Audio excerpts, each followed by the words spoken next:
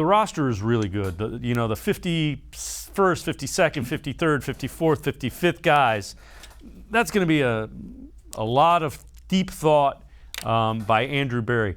Do you think the Browns trade a couple of those, back end of the roster for either draft picks or to try to fill, a linebacker or a defensive end rotational piece kind of guy?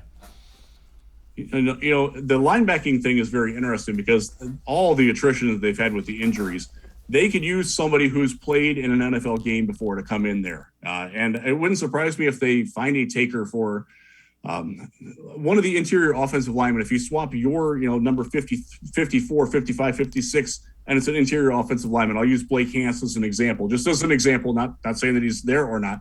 But he could be traded to another team that has a glut of linebackers but needs interior offensive line help. Yeah, I absolutely expect things like that. And I do think that just around the league, from what I've talked to writers from other teams and people who cover various other franchises, it seems to be more willingness to make those sorts of trades rather than trying to funnel through waivers and see who you can get off the waiver wire. If you see somebody that can help your team, aggressively go get it. That we certainly know that Andrew Berry will do that, and I think other franchises are sort of following suit now. So when they see a guy who's not going to make the Browns, Robert Jackson not being one of them, but if somebody higher up on the cornerback food chain doesn't make it, or if let's say Greg Sennett at offensive tackle, I think he's fairly safe, just the way that things have played out.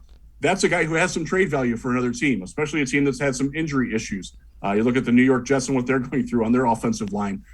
They could probably use a guy like that, and he has played for Dallas before too. So that's a guy who's gotten around, proven that he belongs in other NFL systems. Yeah, I do think they could flip him for a conditional pick or a bottom of the roster linebacker or cornerback if they need to do that.